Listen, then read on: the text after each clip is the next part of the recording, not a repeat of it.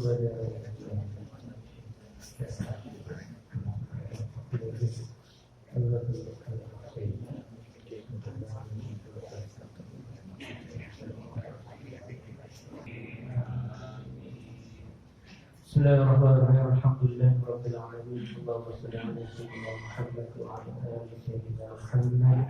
Allahumma faqqihna fid-din wa 'allimna at-ta'wil ya arhamar rahimin. Yang sama-sama kami muliakan Bapak Haji Ali Al-Quran yang Bapak Ali yang kami hormati Bapak Haji Al-Munir, Bapak Haji Dr. Taufik, yang kami hormati Dewan Guru Haji Madi Hussein, Haji Musa Mujib, Haji Mahmudin, Bapak Ustaz Musa, Bapak Ustaz Haji, Bapak Ustaz Adnan Haji, dan seluruh jemaah atau konselor, wabil khusus Ketua Masjid As-Salamah. Amin.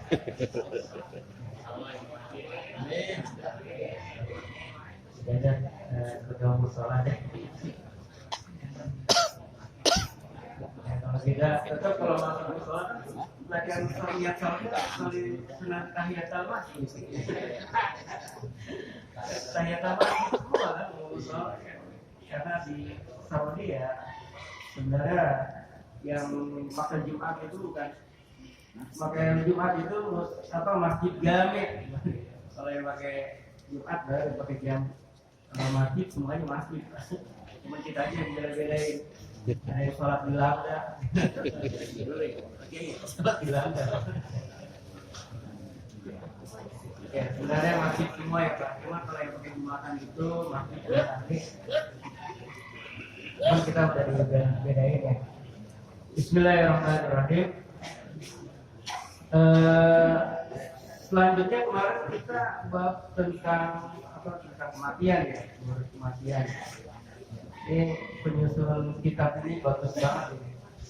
Jadi kematian dulu diterangi. Di sini apa? Di kematian kita ingin mati, baru kita bahas tentang zakat. Jadi memang kadang-kadang orang itu harus dilunakkan hatinya untuk mengeluarkan zakat itu ingat-ingat kematian. Kalau ada kematian, kalau kita yang meninggal itu kalau lagi sakaratul maut itu kalau bisa sih keluar ini jangan nangis dulu, jangan panik dulu gitu ya. Jadi dituntun dulu tuh yang lagi sakaratul maut.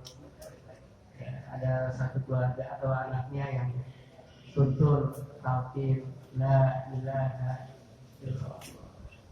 Kalau keberatan la ilaha illallah, takut berhenti la ilaha Allah sayang Allah.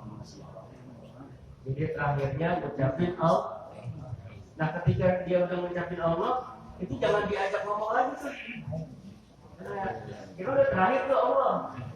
Kita ajak ngomong lagi, Bapak mau minum nggak? Mau. Nah itu terakhirnya jadi mau. Nah kalau udah ucapan lagi atau diadu atau lain sebagainya, talqinin lagi tuh. Allah. Biar terakhirnya ucapin. Karena sakarat itu kan sakarat itu mabuk. Sakar itu mabuk, sakarat semua mabuk nyampur pada saat itu tuh. Jadi kita nggak tahu kalau selama ini kita mabuk di perjalanan beratnya tuh kayak gitu, apalagi ketika sakarat. Saya pernah ngalamin mabuk yang paling banget itu Pak dulu waktu masih kecil Pak. Waktu teman saya ngajakin makan buah getah jarak. Aduh minta ampun itu kalau saya muter itu sampai sekarang tidak pernah hilang itu rasanya. Zaman dulu kan kita jajan susah ya Pak ya. Main-main aja minum kagak, jajan kagak gitu. Sama temen diajak, ini enak saya makan malamnya kalau saya muter itu ampun. Saya nggak tahu kenapa kan. Tidak teman makan buah getah jarak. Kamu enak sih Pak, enak itu. Terus terakhirnya puyeng. Jadi itu Pak, jadi tentang roh itu ya. Jadi roh itu datangnya itu kan ditiupkan dari pala dulu tuh. Nanti paling terakhir juga dari pala tuh. akhirnya tuh berubah gitu. Makanya kalau itu tadi, jadi ditalkini yang sekitarnya ada yang bacain Al-Quran biar suasananya jadi hikmah, tenang. Jangan panik dulu, kalau nangis panik, nanti aja kalau nangis itu setelah sakaratul maut. Jadi tenang aja. Jadi jangan sampai kita panik duluan, nanti jenazahnya kalau mayatnya itu malah jadi tidak bisa kita bilang tidak ada. Jadi kalau udah ketahuan itu Pak, biasanya kalau orang mereka mau itu napasnya itu dari mulut. Dari bawah itu bisa pegang dingin, terus ke atas. Nah kalau udah begitu ya, urusin tuh kalau udah meninggal, udah nyawanya terjabut, buru-buru dah tuh matanya diusap, mulutnya tangannya harus didekatkan. Gitu. Karena kalau udah kelamaan udah kaku, jadi takut ada fitnah. Ini susah juga. Mulutnya kebuka terus, matanya melek terus, ininya nggak bisa terdekat. Nanti balik lagi. Jadi udah 15 menit itu udah mulai takut jenazah. Jadi kalau biasa keluarga itu dalam lagi. Nah, memang kalau misalnya ada jenazah yang menganga terus, mulutnya mangap terus, tangannya nggak bisa dekat, itu biasanya yang pesan mandi itu punya trik ya. Biasanya di pegang ininya ditarik apa tuh ujung jari-jari kakinya dari kaki kita tetap balik lagi. Jadi nggak ada kalau misalnya jenazah bergerak lagi karena orang udah tertarik, udah takut. Jadi itu ya mudah-mudahan sedikit jadi tentang meninggal, kita mudah-mudahan semuanya pasti insya Allah mendapatkan husnul khotimah. Ya tadi saya keluar ke musola Salamah Bapak Ustaz Muhammad ya. Alhamdulillah anak beliau itu juga murid saya di sekolah gitu. Anak beliau jadi memang saya guru kecil Pak. Jadi kalau dibilang kiai jangan ada ketinggian. Jadi Pak Abdurrahman aja anak-anak bilangnya Pak Dur gitu. Kalau Ustaz kiai itu terlalu tinggi bagi saya. Jadi sekolah itu ya udah kalau mau ngajarin anak-anak kan banyak nyanyi Pak. Saya bilang gak usah dihafal, nyanyi aja gitu. Asadul ya, pakai lagu-lagu yang sekarang. Asadul itu singa, Zoropatul itu jerapah. Wah, nah udah apa tuh kalau jadi nggak suruh, saya nggak nyuruh apa, gitu nyanyi aja gitu. Kadang-kadang dulu pernah juga di para Madinah di Hamka, para Madinah kadang-kadang pegel juga. Saya melihat mahasiswa ada yang tiduran di atas apa tuh paha anak laki gitu. Kalau jadi mahasiswa kan termasuk bodoh aja Pak. Saya nggak mau. Itu masing-masing aja. Jadi dulu kayak gitu. Suruh pulang lagi sama bapak saya kejar di sekolah. Udah saya balik lagi. Bismillahirrahmanirrahim. Kita tentang zakat. Bismillahirrahmanirrahim. Kita berzakat, wajib zakat bi khamsati asya'a al-mawashi wal asmani wal zuru'i wal thimari wa awradi tijarati. Zakatu fil lughati an-numu wal barakatu wa kasratul khairi. Betul zakat zar'u idza lama wa zakat fulanun ayat dura birrahu wa khairahu. Syekh Abu Suja berkata zakat wajib dibayarkan dalam 5 macam, dikeluarkan dalam 5 hal. Yaitu binatang ternak, harga barang atau emas dan perak, hasil tanaman, buah-buahan dan barang dagangan. Jadi ini tentang zakat. Kalau yang sekarang itu bukunya Yusuf Kordowi kalau lebih aktual dekat-dekat kontemporer. Lafaz zakat menurut bahasa berarti tumbuh dan berkah serta banyaknya kebajikan. Itu zakat. Jadi zakat itu artinya tumbuh, berkah, banyaknya kebajikan. Dikatakan zakat zar'u tatkala tanaman itu tumbuh, dan apabila dikatakan zakat fulan berarti si fulan itu banyak kebajikan. Wa hiya bi syar'i yaqtadi min al-mali makhsusan yusrafu li asnafi makhsusati bi syara'ati usmiyat bidzalika li anna al-mala ya'muru bi barakati akhrajih wa du'a'il akhir. Zakat menurut syarak ialah nama dari sejumlah harta yang tertentu yang diberikan kepada golongan tertentu dengan syarat-syarat tertentu.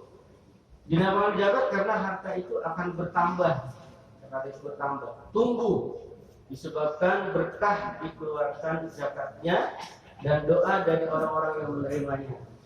Dia punya uang, punya harta kemarin, yang menerima jangan terima aja terima kasih, tapi doain tuh yang mengeluarkan zakat gitu. Wa qala Allah Ta'ala, a'udzu billahi minasy syaithanir rajim. Wa ma ataitum min zakatin turiduna wajha Allahi fa ulaika humul mud'ifun. ثم وجوب الزكاة ثابت بالكتاب والسنة وإجماع الأمة. قال الله تعالى وآتوا الزكاة ومن السنة حديث بني الإسلام على خمس ومنها الزكاة ولهذا كانت أحد أركان الإسلام فمن جحدها كفر إلا أن يكون قريب عهد بالإسلام فلا يعرفه ومن منعها وهو يعتقد وجوبها وهي المطهرة. Allah Subhanahu wa taala berfirman, "A'udzubillahi minasyaitonir rajim." Dan apa yang kamu berikan berupa zakat yang kamu maksudkan untuk memperoleh keridhaan Allah, maka itulah orang-orang yang melipat gandakan pahalanya. Kewajiban zakat itu ditetapkan berdasarkan dalil Al-Qur'an dan As-Sunnah serta ijma' umat. Allah Subhanahu wa taala berfirman, "Atuz zakat," tunaikanlah zakat. Di antara ketetapan As-Sunnah ialah hadis bunyal Islamu ala khamsin. Islam didirikan atas 5 hal. Dan di antara 5 hal itu ialah zakat. Oleh karena itu zakat merupakan salah satu dari rukun Islam. Karena siapa orang yang mengingkari zakat adalah kafir kecuali apabila baru memeluk Islam, maka ia hendaknya diberitahu. Dan siapa orang yang menahan zakatnya, tidak menunaikan zakatnya, sedangkan ia mengikatkan akan kewajibannya, zakatnya itu boleh diambil secara paksa. Jadi duluin zakat dulu deh Pak itu. Jadi sedekah kan itu sunahnya tuh. Jadi zakatnya tuh dihitung tuh. Apa kita dapatnya persen, tanya aja oke. Jadi emang ada bagian-bagian orang tuh di harta kita itu. Jangan sampai bagian orang itu tertahan di kita gitu. Karena memang sunatullah gitu, setiap ada yang kita masuk kita terima itu pasti ada yang dikeluarkan. Mobil kita isi bensin, keluarnya apa? Asal. Kita makan pasti ada yang kita keluarkan. Dan zakat itu kotoran. Jadi kalau kita tahan terus jadi penyakit tuh buat tubuh kita. Dan terutama ini zakat ini mohon maaf ya. Saya kalau Mustafa itu, kalau zakat itu diingat-ingat kapan mulainya tuh. Kalau kita kan mungkin tiap bulan bisa ngeluarin zakat. Kalau misalnya ada yang hitungnya per tahun, hitung-hitung jangan sampai zakatnya nanti aja tuh pas bulan Ramadan terbayangkan gitu ya. Itu khawatir itu menahan hak orang lain gitu. Kalau kita misalnya mulai usahanya di bulan Muharram gitu kan, mulai bulan Sa'ban atau mulai bulan, nah itu haulnya itu pada saat itu jangan nanti aja bulan Ramadan gitu. Jangan, karena itu menahan hak orang lain gitu. Aturan dia udah dapat mustahik itu tapi belum gitu, kasihan gitu. Karena memang kadang-kadang banyak banget tuh ngeluarin zakat itu pada bulan Ramadan gitu.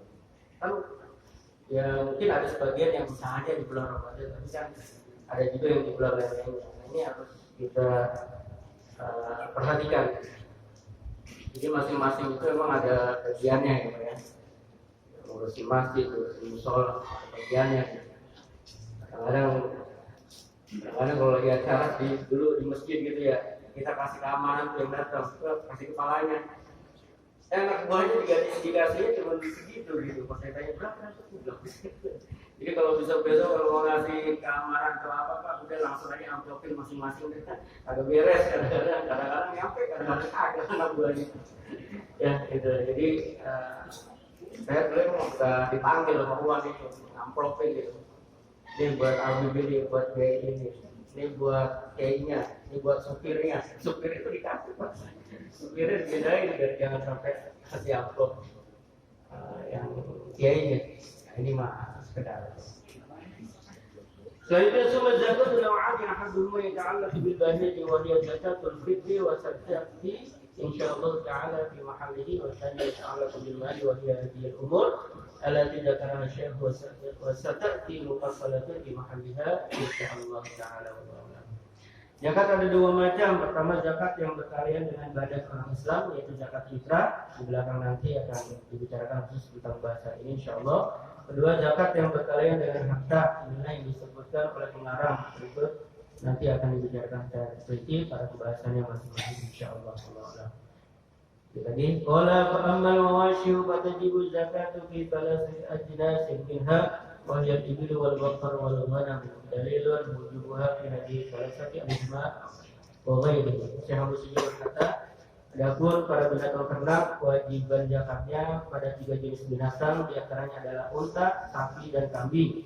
Dalil tentang wajib zakat dan ketiga jenis itu ialah ijma' dan lain-lain. Terakhir, wal ma'na fi tafsisiha kasratuha wa kasratul nama'iha wa kasratul intifa'i biha ma'a qawliha aqulatan muhtamal al-muwafatu bi khilaf ghayriha wa bi anna al-asla 'adamu wujubiha fi ghayriha ila ma thabata bi dalil fasid. Hikmah mengenai pengkhususan itu adalah banyaknya populasi ketiga binatang itu, banyaknya berkembang biak dan banyaknya manfaatnya yang dapat diambil di samping ketiganya itu dapat juga dimakan dagingnya, jadi dapat membantu orang lain. Selain daripada itu, menurut asalnya zakat itu tidak wajib ada selain ketiga binatang ternak itu kecuali tetapnya dalil yang khusus. Wallahu a'lam bishawab. Terima kasih kepada kedua saudara Assalamualaikum dan seluruh pengurusnya, Sayyid Muhammad. Mudah-mudahan suara berjalan dan kesehatan Allah SWT. Assalamualaikum warahmatullahi wabarakatuh.